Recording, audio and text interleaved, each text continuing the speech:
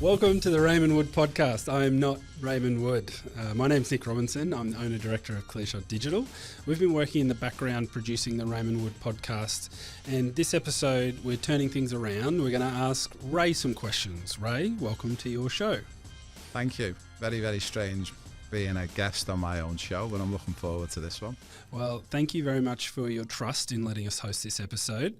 Looking at your business and having worked with you on your podcast so far, one of the things that I've found is that there seems to be two people that you're talking to, the parents as well as the players. So I wanted to sort of focus on the parents a little bit first. The question I've got is, what's the response when parents find you? What's those first conversations like? It's a really interesting one when I first found, as we get a lot of people think it's like some sort of a scam, and it's not real, because everything in Australia, when you do any particular sport, you pay a lot of money for it. And when we go, it's free to come and join us on our program. It's free for the first 2 touch points on both programs, so parents can come and experience, try, touch, feel. And then even to the point where they receive a $2,500 football report. And we get a lot of people saying, oh, this is not real. It's got to be fake. We're against that, because obviously everyone else is charging for stuff. And the people that charge for stuff 99% of the time, unfortunately, it's not a good product. So, yeah, it's quite hard to actually get them over the line to believe that what we offer is free. And we offer $40,000 scholarships for players as well for our program, which again, a lot of them find it really hard to believe, but it's something that it's taken years to get to this point to be able to offer it. And it's winning them over at the beginning. It's quite funny, like actually giving something away for free. A lot of people aren't convinced. They're like, what's the catch? And we're like, there's no catch. We basically looked in the complaints department of Football Federation Australia, and the big complaint is it's an expensive exercise, and for the money that you pay, you don't get what you pay for, in a nutshell. Could you give me a bit of a brief explanation on what the product is? Yeah, so we got 2 programs. We've got one that's called our objective testing, and then we've got our professional player pathway. The professional player pathway, we worked out that a lot in sort of protecting the federation and protecting clublands in Australia. It's actually making parents aware that don't rely upon them to do everything to develop them into superstars. They're only going to do 30%. So we then filled that 70% hole in the market with my background working in elite football in the UK and Europe, actually understanding what it takes to develop a player to be world class and how to do it. So we looked at what clubs do and don't do, and then we filled it. So we do 6 elements to the program. So like one of the elements is nutrition. One of the elements is match analysis. One of the elements is a football plan. So there's 6 pillars to the business, without giving too much of the secret sauce away. And that's our point of difference. So we basically just looked in the complaints departments of the parents and educate them first that Football Federation Australia are not to blame for all of this, and the clubs are not to blame for all of this, and its expectations is what's to blame for it. Because they're paying a fee for the service, and they expect their kid to be the next David Beckham or to be the next Sam Kerr, and that's never going to happen. Yeah, so one of the things I've got written down is, why would a very talented football player need your assistance, or why can't they do it all themselves? A very talented player, so let's say as an example, there's different sort of divisions of, like, say, youth football in Australia. You've got NPL or SAT, which is the top, or the so-called top level of football in Australia. The reason why they would need it, quite simply, is you could be the best player here in your age group, or even playing up an age group, but when you go over to Europe, it's a completely different ball game. We can measure the benchmark, so I know exactly where the benchmarks are. So as an example, one of the percentages that's commonly used in England in the academies is players need to be at 85% or above in a certain area. So let's say the area is passing the ball, so pass completion. So I know that stat. So when we prepare our players via our match analysis, we can monitor and obtain that data. So we know that, for example, Nick, you're at 62%. We know we've got to get you to 85, but we don't sit on our laurels at 85. We take them up to 90%. So when our players go across, not only are they as good as the English boys or girls or the European players, they're actually better. So that's why the elite players need us as well. So if my son or daughter signs up and becomes part of you're a football star. What are the touch points like? How often do we communicate? How does that work? It's daily. So we just, we spoke about it before, but one of the big problems that we've had in the past couple of months is the success of the program and how many people want to come and join us. And it was very manual driven because it was me and 3 or 4 team members. We're now up to about 10 staff members. We decided pre-Christmas that to be able to offer this fairly to every boy and girl who wants to come on, we need to be able to mass produce it so anyone and everyone can come on board. So we've got a portal in place now, like an app, and it's backed off by Microsoft, and that's going to be going live in the next 4 weeks. And yeah, that's going to enable us to get out to the bigger markets and the bigger audiences so everyone can experience this touch point. But if I've been with you for the last 12 months, 2 years, what's going to change with the new portal?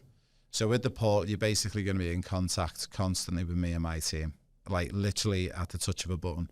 So I'll give you an example. When you do a match analysis, we drive out objectives, and those objectives are the same objectives that kids in the Premier League in England follow, the boys and girls playing WSL or EPL. If those things aren't being done, one of the big things in football and in any sport is teaching a child how to become accountable. And how we make them accountable is by having this web-based app online that's sending them reminders to say, Johnny, you haven't done your objective and you haven't done this. One of the elements of the program is all the players have a GPS tracker. So if they don't log a certain amount of GPS tracking sessions a week, a warning flags up. Just like in football, they get a yellow card. If they get 2 yellow cards in a week, they get a red card. Flags a notification on the system to them, to mum and dad. And then also we then will put a call in with the family just to make sure they're okay. Player could be injured. Player could have broke the GPS unit, or the player's not doing what they should be doing. And rather than blaming mum and dad, we actually make the players accountable. Because whether the player's 9 or 16, the earlier the players take accountability for their own football, then the better they're going to get at remembering to do things, but also in turn they actually take ownership of their own development. And the objectives that they get driven out of the match analysis, it allows them to do it themselves. They don't need mum or dad to be there. They can literally go out down the park and do some of these objectives themselves. And it's a real niche program, and I'm so excited to put it together. And it come out of COVID when we were all sat around not doing much, and yeah, so I thought there's got to be a way that we can get 1 to tens of thousands or hundreds of thousands. So then that way, those kids can dream to become a professional football player, but also they can achieve that dream. And we've got it. Like, we've got players now. We're flying in 2 days' time. We're taking 22 players across. We've got 19 going on trial. 3 have signed pro contracts without revealing who the players are and who the clubs are. Out of the 3 players, the clubs in the mix to sign these players are Liverpool, Manchester United, Manchester City, Bolton Wanderers, Birmingham City. So we've got 4 or 5 of the biggest clubs in the country who are signing kids from this program who've been with us. And just to let you know, the program's a 4-year program. We've had these players just under 2 years on the program. So the success rate is unreal. I do want to go back to your involvement with EPL clubs, but before we get there, you mentioned the communication with the player and the app, and how it tells you what you do, tell you what you haven't done, gives you a list of jobs. What's my involvement as a parent once I sign up with my player, with my child? You'll get notifications via an email boosted off the Power App that we've got via Microsoft. And that will give you updates and notifications like Johnny or Sarah's logged a GPS session and this is the score. In regards to the contact points, like, the parent doesn't necessarily need to do anything. They can sit back and just watch it happen. Now, the good thing is they'll get notified if their child gets a yellow card and gets a red card. And then it's like, right, we need to have a meeting. You're being sent off. We need to have a chat and make sure you're back on the program. A lot of the times it could just be there's a GPS issue, there's a reason why they're not doing objectives. They're overseas on holiday for 3 weeks. Yeah, so I suppose that a lot of parents want to be as helpful as possible, and it's also an avenue to give them a tool to help as well, right? Yeah, so basically it's, we're talking about devices and phones, it's all on there. Like, you've literally got the most powerfulest tool in your pocket in a phone can actually educate you as a family and how to be potentially a Pep Guardiola or a Sir Alex Ferguson or a Jurgen Klopp, whoever it may be, to actually, rather than coach your child to be professional, you're going to facilitate them. Yeah. You're a facilitator. You're the man or the lady in the middle that's going to help it happen. But everything's on there. It's all on the portal. It's on the app. It's so easy to follow.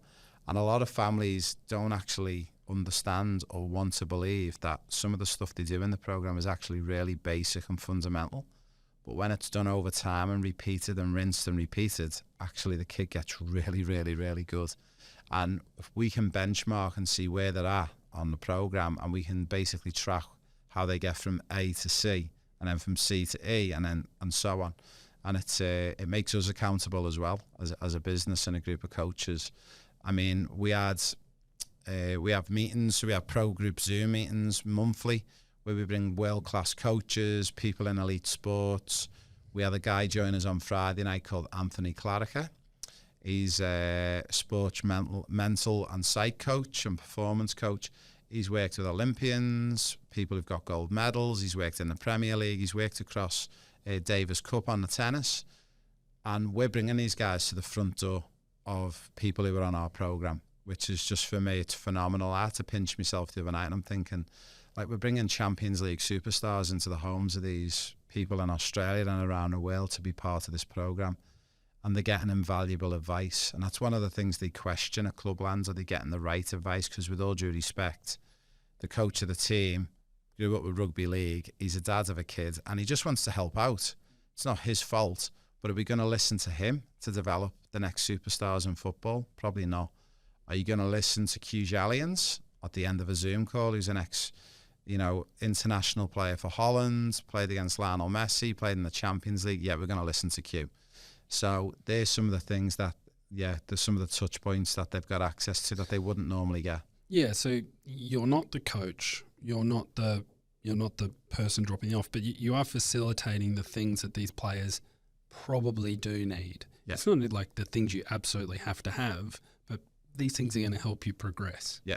Yeah. And it's like we give scholarships away for the program. We do have a paid version of the program, so anyone who is not lucky enough to get a scholarship and they have to pay, if they come on, the thing is, if mum and dad are paying any amount of money towards the program, they're going to want to know why their child isn't logging on and why they aren't recording, because they're paying money for it. So yeah, that's my next question is, I'm a parent, what's it going to cost me if they're not part of the free service? Who pays for what? How do you make your... At the moment, we're very fortunate that, I think we covered in one of the earlier podcasts, I'm part of an entrepreneurial group. I've recently been on stage with people like Richard Branson. So we're very well backed and supported. The problem we had was we could give this away completely free. But the problem with that is when you give something away completely free, there's no buy-in from the other side. They will just literally could toss it off and go, nah, we haven't paid for that. We're not going to see it through. So we come to a decision within the business model that we do look for particular types of players, boys and girls, who we're looking for. And we identify them through a strategic plan and a marketing plan that we've got online. We get them into a room, we assess them on the field.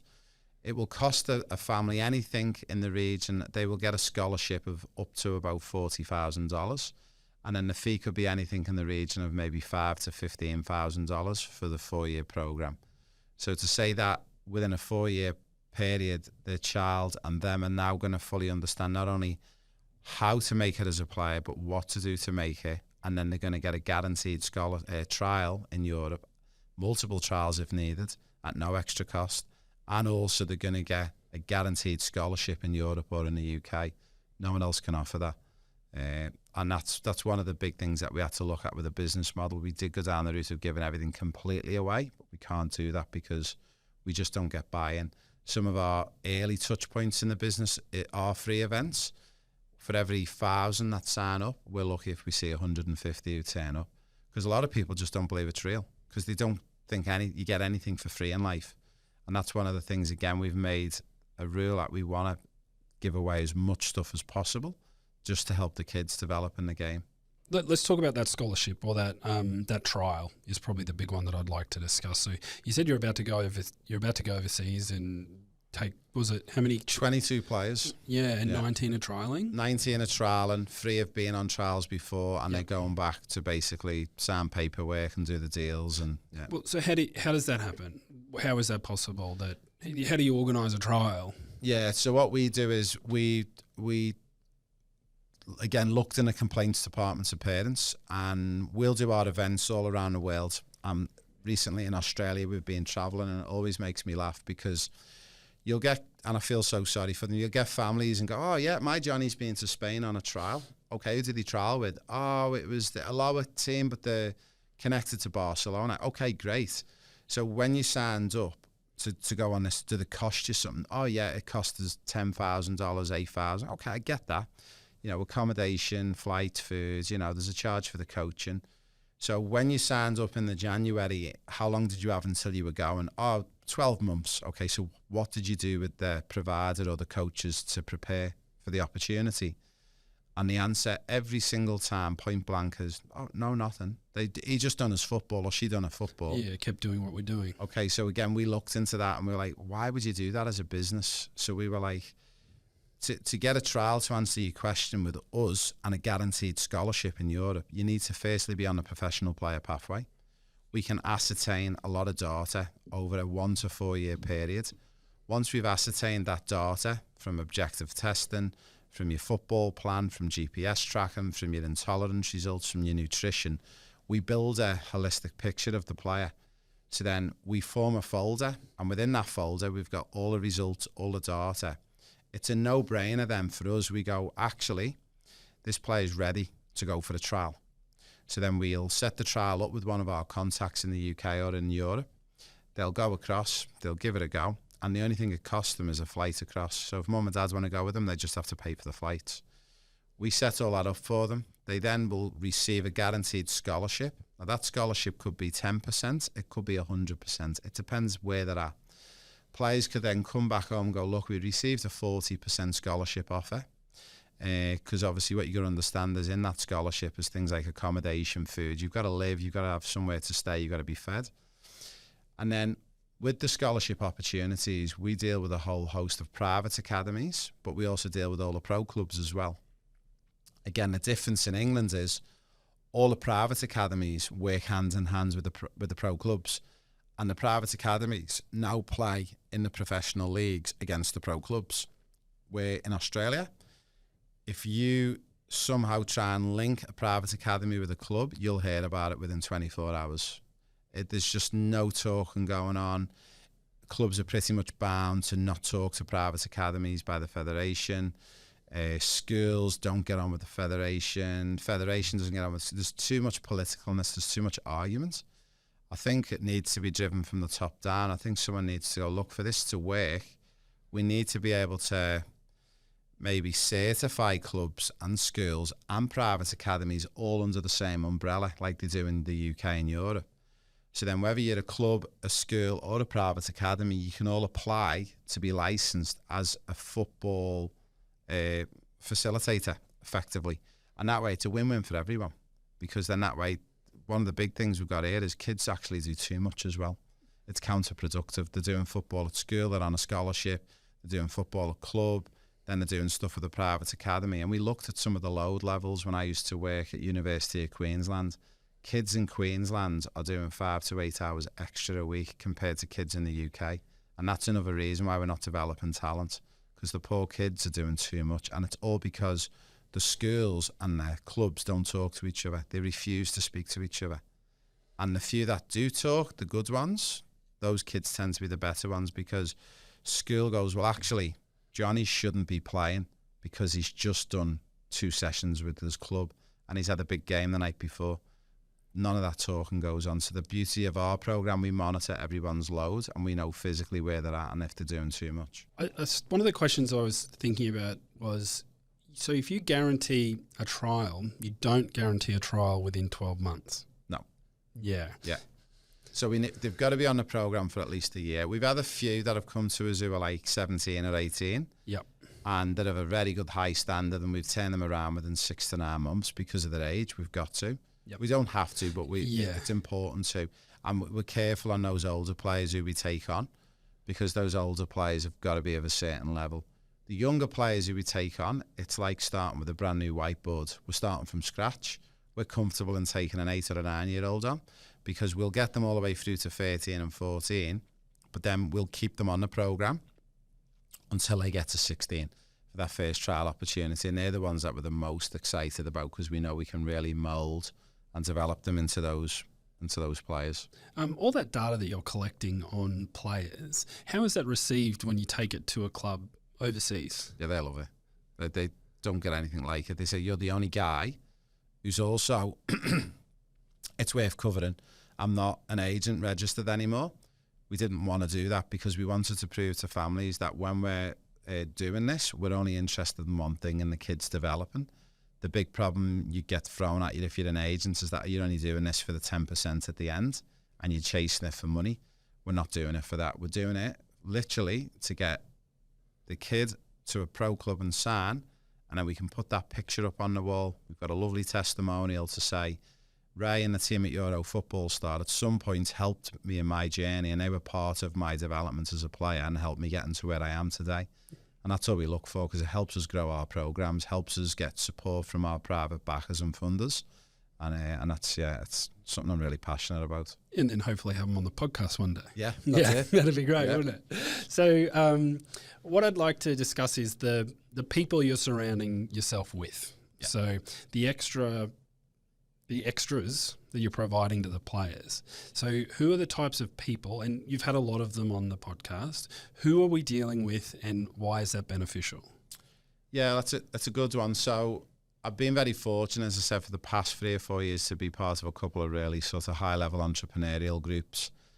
And a lot of these people can get taken the wrong way sometimes because they've got a lot of money. But when you get to know these people, you realise they're the salt of the earth. They give a lot of their wealth away to charities and foundations, and they support people like us and my business. These people involved, as an example, we've got Chelsea, who helps us with our DNA and tolerance testing. Again, just such a kind-hearted person. She just wants nothing but to help the kids and the players in the journeys, and they go above and beyond and give us so much time. With the match analysis, we've got a great team on the grounds in Portugal, and they've run a company called VO Stats. So it's not VEO, the camera company, but VO Stats, and they do all our match analysis for us. And they're fantastic to deal with, and yeah, we're growing bigger and bigger because we're putting so many match analysis through them at the moment. I'm going to fly out to Europe in the next 48 hours and go and meet with them, and I'm going to scare them when I tell them the numbers we're going to put through in the next couple of years. Yep. But now it's all exciting. But yeah, the people we're dealing with are just people who we were really carefully chosen, that actually understand what's important to us on the programme, but also that they can meet the deadlines as well, because we don't want to let the players and the families down. It's so important that we get this right. So we've got a lot of good people. The Zoom calls we do monthly. We bring in the special guests, VIPs, ex-players, current players. That's all just through my contacts and friend of friends who help me bring in the different people. And we've got some really, really big A-list football people involved in football who are going to be coming on the podcast Jordan 2024, which I'm very excited about. How do those Zoom calls go? Is there much interaction? Are people throwing questions out? What's the community like around the format's good. So we get everyone on, and it's quite funny. You'll get mums and dads messages on the Friday. It's always the first Friday of every month, and we say, look, if you can't make it for any reason, don't worry. It's recorded. We share the link back. If you want to ask any questions to our special guest, send them in, and we will. But we get like mums and dads like, is it okay if the nan and pop jumps online? We share the link with them because they want to have a watch and have a listen. I'm like, yeah, share it, go for it. The more the merrier. Yep. And the community is great. So what we do is we normally do an intro. It runs for an hour. We intro the person. We do some Q&A. So it's very sort of like podcasty. But then for the last 25 minutes, 30 minutes, we open it up to Q&A. So we allow players and the families to put questions into the chat box, and then we read them back to the special guest, and then we drive out the answers. And again, it's invaluable because, as I said, we've had ex-pros, current pros, coaches on the Zoom call. If they don't feel they're getting the right answer from Clubland, because really they can't answer it correctly, they can come on this call and they will get the answer. And if we can't get it, we will go away and get it for them. But there's no question that hasn't been answered. Yeah, that's an interesting point, having a resource of, I have a question, but you might not have the answer. It does seem like the type of business that would go out and get it. Yeah. We've got to, because it's... You've got to. You put your hand up for that, right? If we don't know the answer, it's important to us we know it, because that question will come again. And if we know that, then we can move on with it. So I think it's good for the parents and the players that they can come in and ask this question. And we also give them a chance to come live on air and ask it as well if they want to. A lot of them will want to just pop it in the chat box and they even won't put the name next to it, but that's okay. Yeah. So I'd like to understand so from a player's perspective, who are the people in my world, so in my football world? Because I've got my coach. Do I have a trainer maybe? Who else do I need to deal with, and who should I be placing trust in? Yeah, it's a sticky one. You've always got your coach at Clubland. Yeah. And if you're one of the few who've got a really good qualified coach who's developed players, then you're up and running there. Normally a lot of the more successful kids, and it's purely down to repetition, but also down to the fact that sometimes in the private academies, your coaches will be of a stronger calibre. Yeah. So I've worked at private academies as well. I've run my own. We don't anymore. But the stronger players will be in Clubland, listen to the club coach, do some private group coaching, and then normally do one-to-one coaching as well with a coach. The problem with that is you've got about 3 or 4 voices. Yeah. So this is what we're trying to do. Like, we're saying to private academies and to clubs and to the federation, we're not a threat to any of that. We're like the icing on the cake. So as you've probably seen on my email signature, my name is the Football Architect. And a lot of people laugh at that, but it's actually a really valid name, because I've worked in the game for 25 years. I've developed top talent in the Premier League. I've worked in Europe as well for some of the biggest clubs. And it's really important that people understand what we do. It's that top level. So what we say to families is we have to tread a thin line, but we're like, listen to your club coaches. Of course. And listen to your private coaches. But when it comes to decisions about things like the amount of hours you're doing each week, how much load you should be doing, what aspects of your game needs to be fixed in a sense of, without interfering with your clubland coach, but we know through your match analysis that you're struggling with X, Y, or Z, we'll give you them mini objectives to follow in your games that aren't going to affect your club coach talk, and it's not going to affect his game or her game, but follow these objectives through. In the past, unfortunately, when our players tell the club coaches they're excited, we've got a scholarship with Euro, you tend to get a lot of bad press, and it's a lot of defensiveness and people don't understand. And we've had some horrific things said about us, and I'm like, I don't even know who that guy is. I've never even met him, wouldn't know him from Adam. But all I would ask is, and when we say this with utmost respect, ask your coaches at Clubland or private academies what level of qualification they've got. Is it a UEFA qualification, which is the best quals to have on the land? How many players have they produced in Europe or in the Premier League at youth development level? And if the answers are no to most of them, then with all due respect, say, I love you as my coach and I'm happy with your coaching and we're going to keep moving, but everything above that level, we're going to speak to Ryan Euro Football Star, because they're giving us world-class advice, and we're the ones who are actually going to put our name against them making it as a pro and open up the opportunities overseas. So it's paramount to us that it's not necessarily control, but they follow that drawing, that sketch that we give them, the pathway. Yeah. So we open it up for them. We get a lot of good coaches who then finally come on board, and then they start referring players to us. But unfortunately, it can be very political, unfortunately, for the kids. I imagine there's a protection thing too, right? Like you feel like you've got this player that you've produced, you've been a part of producing, and you want to protect them as well. So I see where they're coming from, but also if you're a coach at Clubland, do you have the capacity to take that for the next 10 years? Probably it's hard, they don't. Yeah. And it's the buy-in as well, because a lot of the coaches at Clubland work full-time. Yeah. And rightly so, they have to, because there's no money in football in Australia. If they're lucky, they might get $2,000 to $3,000 for taking that team on. And whether you like it or not, like, money reflects on your worth. And if you're only getting paid $2,000 to $3,000 to do something per year, you're not going to put as much effort and time in. You're simply not. there's only two types of people that I see who really put the real effort in when they do anything in life. It's the people who do stuff for the kids, because you will go always above and beyond for your child, 100%. You don't need any money for that.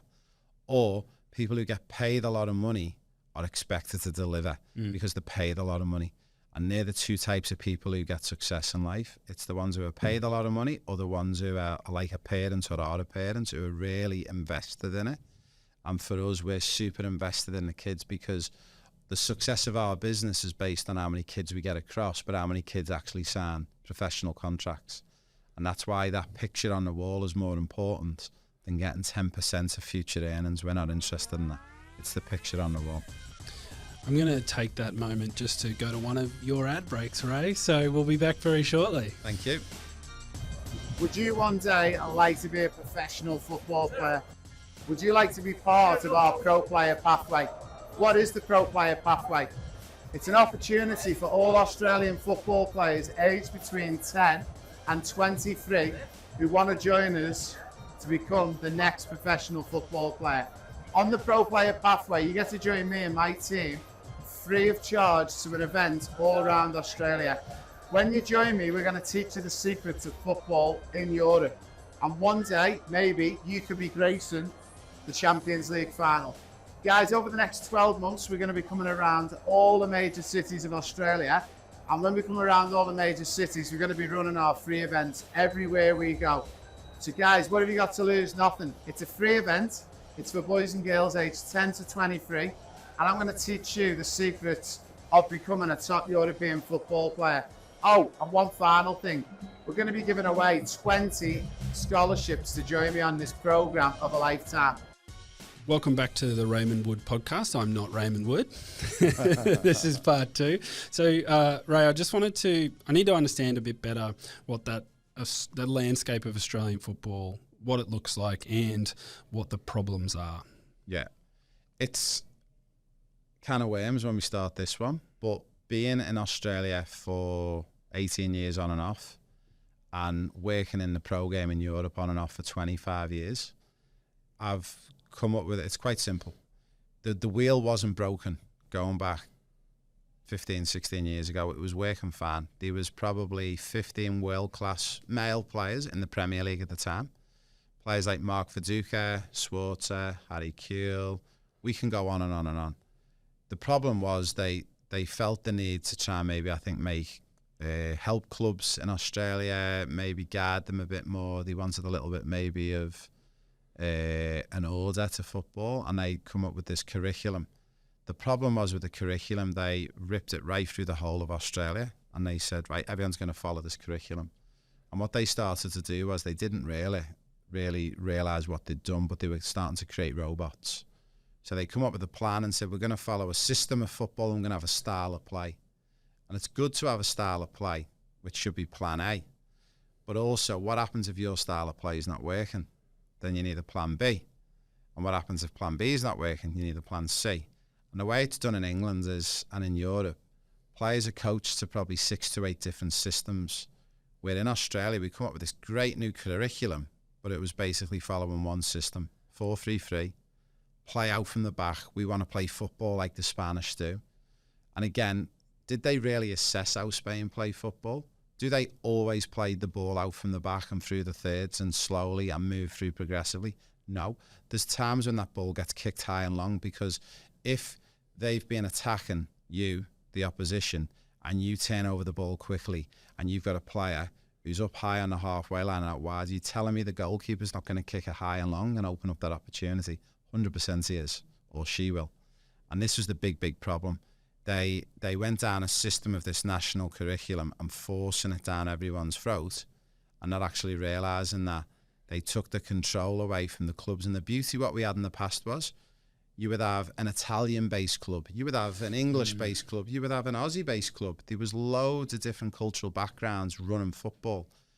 And the mix to that was, the Italians would play the way the Italians play, and the Greeks would play the way the Greeks play. And when it come together and it mixed, what happens was it was like a melting pot, and the better players just naturally come to the top. But when we started creating what I call the 4-3-3 robots, it's just yeah, it's just painful to see, and it's really, really affected the game.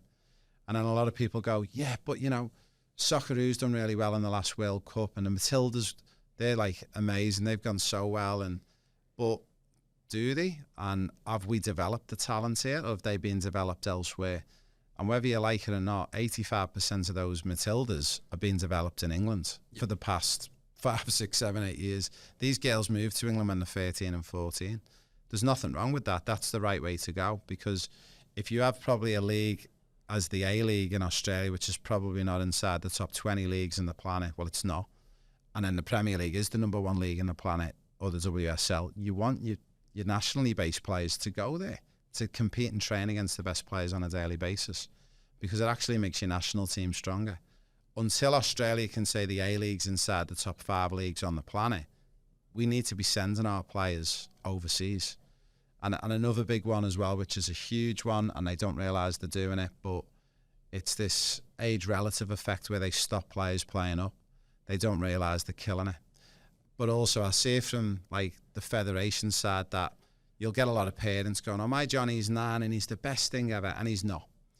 And they want him to play up an age group. I get that, but they need to give a little bit more control back to the clubs to be able to move players up and down.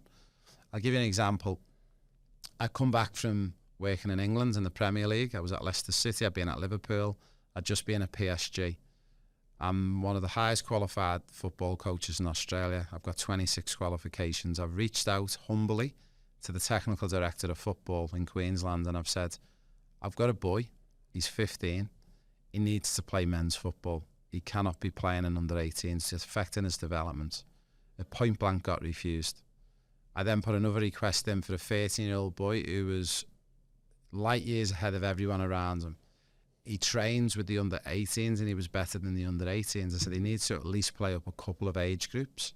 Again, it got refused. So you're banging your head against the wall constantly. In what scenarios? Is it at Clubland? Is it at school? What is that? This is at Clubland. And anything you do at Clubland, like if you want to put players up an age group or 2, it's got to be approved by the technical director of that particular state. And my experience and speaking to other people who work in and around football, it never gets approved. And it got to the point where one of my many frustrations of football in Australia, I decided to stop fighting against it all and just come away from it all and not work in it and actually just look at everything they're doing wrong. And that's where Euro football star come from. Again, we've spoke about it on other podcasts. I've offered time and time again to give my knowledge, to give my expertise, to give my staff, my team, my business to the federation for free to help them develop the game here. But no one's come forward yet, and if they never do, that's fine. What does the pathway actually look like for a young person to get to the A-League in Australia at the moment? If we take Europe out of it, what's the actual pathway look like? Well, it's hard. Like, if we talk about Queensland, there's not one anymore, and I'll explain why. So, about 6, 7 years ago, the Brisbane Roar, who were the A-League team, put an academy in place finally, which was amazing. So, the pathway looks like in Brisbane, as an example, or in Queensland, you would play community football, then you would push up into divisional football, and there's roughly about 8 divisions of football. Then above that, you've got FQPL, and then you've got MPL or SAP. Then normally your next progression would be, as an MPL or SAP player, would be to then go into the Brisbane Roar Academy or an A-League Academy. The problem is they've now removed that academy, so there's no academy. So the only way you can now do it is being in an environment at an MPL or a SAP club where pretty much everyone's a volunteer or gets paid $2,000 to $3,000.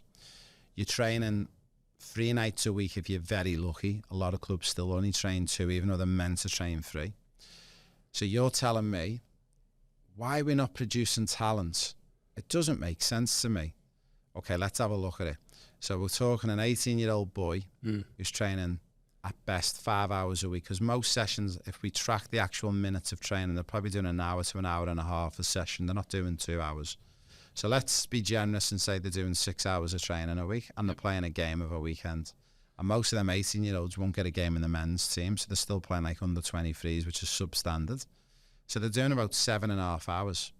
So one of the projects I worked on at the Premier League the project where we spent £1.6 billion to date on it, we discovered you need to do +1 your age. So if you're 17, you need to be doing 18 hours of training and fitness a week. And of that 17, 18 hours, 70% needs to be specific to football, which means that player should be doing 12 to 13 hours a week of football. That player's only doing 6 or 7. So the reason why we're not producing talent anymore here is quite simply, we're not even doing the right amount of hours. We're not looking at the fundamental basics of what it takes to bake a cake. We're basically missing the eggs and the flour. We're not even close to baking a cake. So not only does someone in Brisbane or Queensland not have the place to go to when they get above that level, they're not doing enough to get there anyway. No. Because when they were going into the Raw, admittedly then they were doing 4 sessions a week. They were doing recovery. They were doing restoration. They were playing sometimes 2 games a week. So all of a sudden the hours were coming up. And a lot of those kids were then backing up with a bit of school football or scholarship at, say, a Nudgee or a Grammar or wherever they go. So their hours looked more reflective. And this is the big problem. There is clubs in around Australia who do have academies still. But again, it's still not to the level where it needs to be. And the big problem we've got is you've got players in the A-League who are earning $30,000 to $40,000 a year. I can fully understand why parents are going, you're not training football to take it seriously, because with all due respect, you can't get by on $30,000, $40,000 a year. So we need to even look at that. We need to even have a look at the finances of the game and where we're going and where we're heading. But the big worrying one for me is that there's a lot of money that goes into clubs, and I know there's a lot of clubs that will not reveal where that money goes, because I know where it goes and everyone else knows where it goes, but there's a lot of money that comes in from parents into clubland and disappears elsewhere. And that's very controversial, but it's not, because it's the truth. And I've seen it. And I've been privy to clubs in Queensland who I've worked for who will not show me the figures and the finances and where money goes. And when I'm putting my football coaching licenses against that club, which means it enables them to compete in that league, I'm not putting my license and my background on it unless I see what the finances are and where the money's going. And every time I've challenged the club financially, it's always ended me getting finished up, contracts being paid in full, best of luck with your future, right? Because they know, a lot of them, there's money just going out to clubs, and not morally, but immorally, it's wrong. Can you help me understand a little bit more, if we can jump back to that academy option? Yeah. So if I'm a high school student, is that an option for me in Australia? Can I travel, and can you help me get into an academy? Or is it are we just looking for Europe? Is there a point staying here? In Australia, there's definitely a point to staying here for the early years. I would say for a boy, you would probably stay here up until you're 13 or 14, and then if you're really serious, you've got to start looking for the move. But as an example, in Brisbane, we've got some of the best private academies. Like, we've got one called the Football Company, run by Jake Goodship. Fantastic, phenomenal. There's another one called Pro Player, run by Nick Green and Billy Lumley. Again, amazing stuff they do. So there's a lot of really good private academies. What I do is I encourage my players to go and venture out to private academies as an add-on, because more coaching and more football just means you're going to get better just through the repetition alone. Yep. For boys, they could stay here till 13, 14 in my eyes, but then they need to start venturing overseas and experiencing the level over there. For girls, the beauty with girls is we can get them involved a little bit and be quite clever with their involvement in the men's and the boys' game to enhance their development. And, I've touched on it before. I've got an eldest daughter who plays tennis. We've done that with her over the years. We always get a male on a court with her, or someone who's a bit older than her, to give her that challenge. So for the girls, you probably could go as late as 15 or 16. But again, I always say to families, if you're in a position where you can go and give it a go for a year or two, and you can financially afford to go across without leaving yourselves in a big financial bother, I would definitely explore to go as early as possible. But back to the question, academy linked with club and private coaching would be a really good way to go. And undoubtedly, you will come out as one of the better players for your age group. Yeah, so more coaching equals more football, equals more repetition. Yeah. Awesome, thanks, Ray. Look, I do have some more questions. I do want to take another short break. So we're just going to cut to an ad. We'll be back very shortly. Hey everyone, we are coming around every major city in Australia over the next 12 months. We have got free objective football testing going on, guys. It's for boys and girls aged 10 all the way through to 18 years of age. The objective testing is quite simple. We'll put you through our 6 tests and I'll give you your results, physical, technical and tactical. And also, we're going to choose 16 winners to join us on an all expenses paid trip to Europe in 2024 and also 2025. Guys, what have you got to lose? Nothing. It's free to sign up. You get free objective testing and you'll get a free feedback, and maybe you'll be joining me at the Santiago Bernabeu in 2024 or 25. Welcome back to the Raymond Wood podcast. I'm not Raymond Wood. I'm enjoying saying that. Ray, look, where are we going in the next 12 months? Where are we going in the next 6 months? What can people look forward to? Yeah, it's exciting. So as you said, we've got our trial coming up for the 19 players. We've got 3 players who are going across to sign the deals and make the moves across to Europe. We're then going to be doing a tour to Newcastle, Sydney and Cairns in February. Then we got a national tour in April, which we pick off all the other cities. And then exciting, once we get back from April, we're off to Europe again. In the end of May, we've got the Europa League final and the Champions League final. We cover the Champions League final every year, but this year we're going to do the Europa League as well. It's like a big festival of football across 10 days. So one final's in Dublin, one's in London. So it means I get to go home and see family and friends, which is good.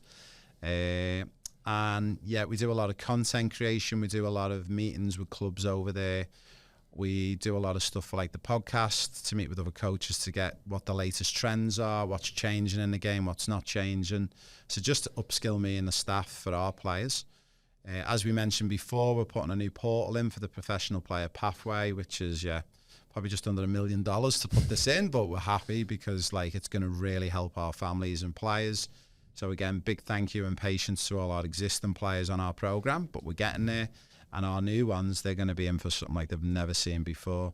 We're then making steps over into places like Saudi Arabia, Dubai, the USA, Canada, India.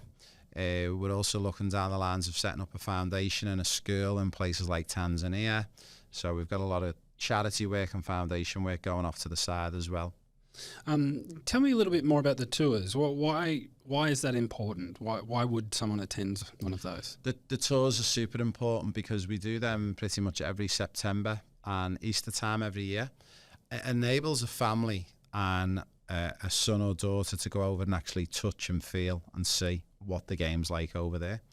It's also important because we will get a lot of families, like especially the mums and dads, have never been to Europe. They never experienced football. But their kids have now grown up with football as the world game, and they're not growing up with rugby league or rugby union or AFL, whatever it may be. But it really opens their eyes, and then once the kids see it and touch it and feel it, there's normally only one decision on the man when they come back is like, yeah, we've done the tour with Ray, we've done the testing, we now want to do the professional player pathway. And we always say, it's a good thing to follow. They're going to keep fit and healthy. They're going to learn a lot of lessons along the way. And hopefully the majority of them get to make it at some level in the pro game, whether it's the top level or it's the 6th tier of football in England, but it's still a very, very high standard.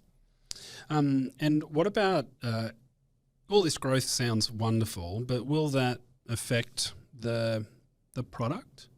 No, it's actually made it better. Why will it make it better? It's because originally when it was like me and a couple of staff members, we were managing through maybe 70, 80 players. Yep. And we got to the point where we were at burnout and we would never ever let anyone down, and we were working from 6 a.m. until midnight. We've actually bit the bullet, so to speak, and spent just under $1 million on this program and this online portal. And it's going to enable us, with all the smart bots and AI in the background, to manage and run everything and facilitate 90% of the work. And it effectively keeps an eye on the player. And the mums and dads love this because it's like they're being made accountable. Little Johnny or Sarah's being made accountable, and they're getting constant reminders. A mum and dad know if they don't see an email afternoon or evening, great, they've done what they're meant to be doing. If there's an email in the inbox or there's an alert on the app, oh, something's up, it's a yellow card. And then we move on and we reach out. And then me and my staff, then we can then spend that valuable time having those valuable touch points with the families just checking in to make sure everything's okay. And they get regular touch points on the monthly Zoom meetings, and we're constantly pushing content, courses, podcasts, and yeah, we've got further down the line in 2025, we've got an education element that's going to be going out online as well, which is exciting. Beautiful. Ray, if someone's listening to this podcast and they're not part of the program, how do you suggest they reach out? Go to the website eurofootballstar.com, click on a link to contact us, and all the information's on there. And we even have all the sign-ups on the website where they can sign up for free and come and join us for one of the programs. Beautiful. Thank you very much, mate. Thanks, Nick, for having me on my own podcast. Yeah, beautiful.